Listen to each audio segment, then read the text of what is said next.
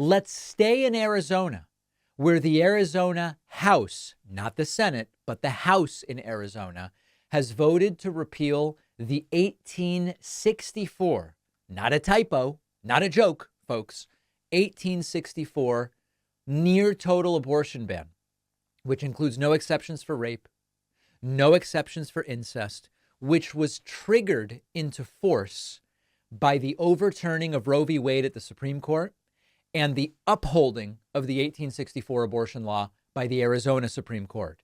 This is, to call it antiquated, is not nearly a strong enough word. This is Dark Ages grotesque stuff. And there are some in Arizona who are ready to say no more.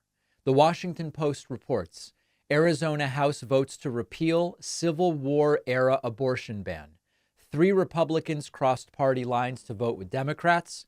So understand that all but 3 Republicans in the Arizona House want to keep this bill.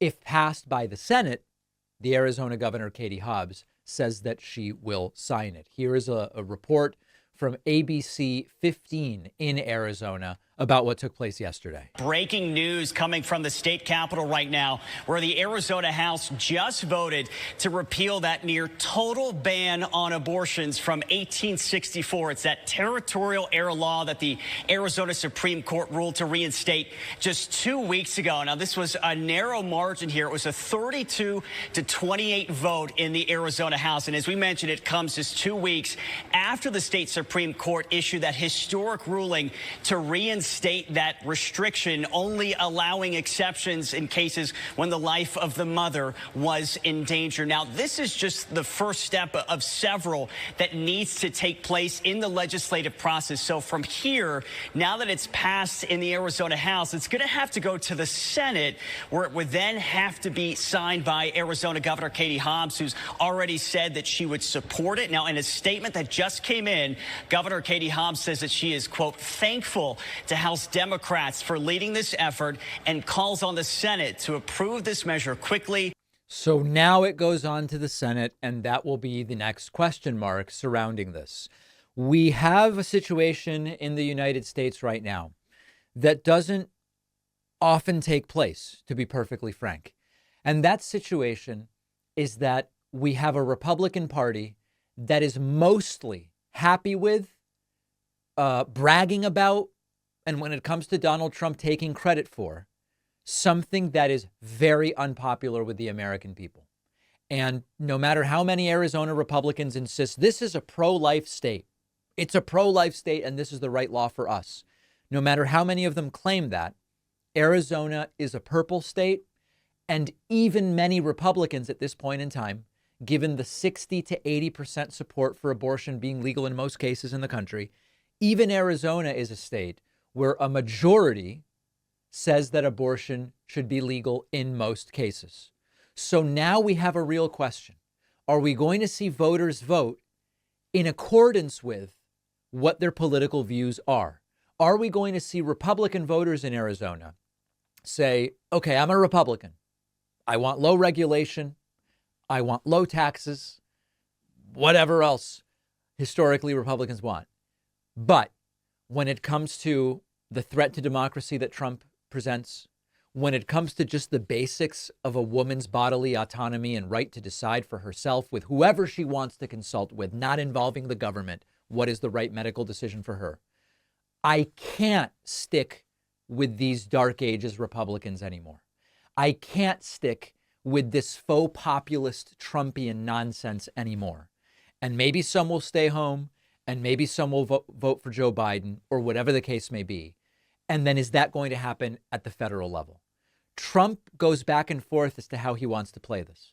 Trump sometimes will take credit and say, I did that. I repealed Roe v. Wade through the 3 Supreme Court justices I selected who ultimately voted to repeal it.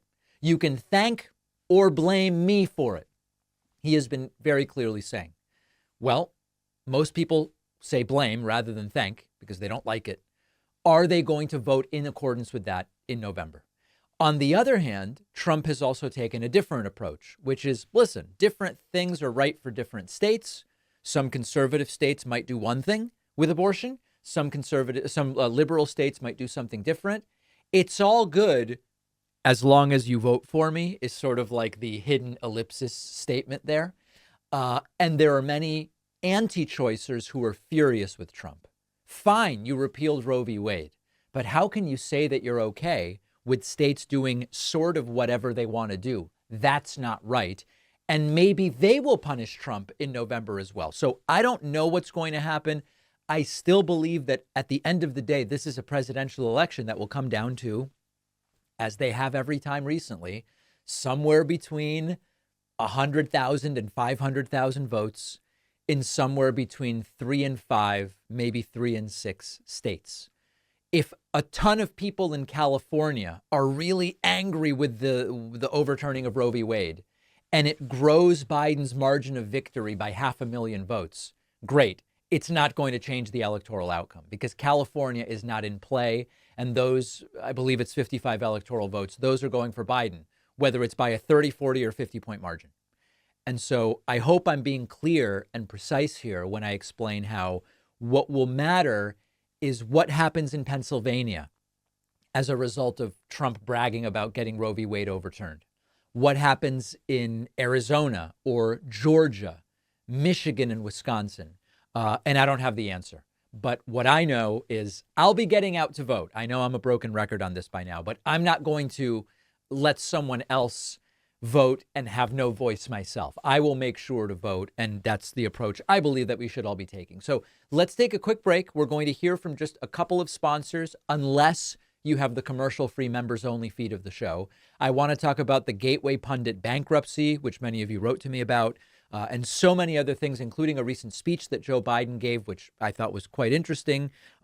Many interesting things on today's program. It's getting warmer out there, so make sure you're prepared. Unfortunately, for some of the gentlemen, the weather warming up does have a downside, and it's the sticking and the readjusting and the chafing when the humidity kicks in. But our sponsor, Sheath Underwear, will keep you comfortable. Sheath is the underwear ergonomically designed with separate compartments in the front, keeping everything comfortable, dry and fresh all day long. No more moisture, chafing. Everything can breathe. You won't even realize how much you needed this until the first time you try it. Sheath underwear is especially awesome to sleep in. It's a whole new level of comfort at night you didn't even know was possible. Many colors and varieties to choose from. You'll find something you like. They even have a line of super quality women's underwear designed with comfort in mind. Sheath has more than 10,000 five-star reviews, fast shipping, and world-class customer service. Go to sheathunderwear.com/Pacman and get 20% off with the code Pacman, and the link is down below.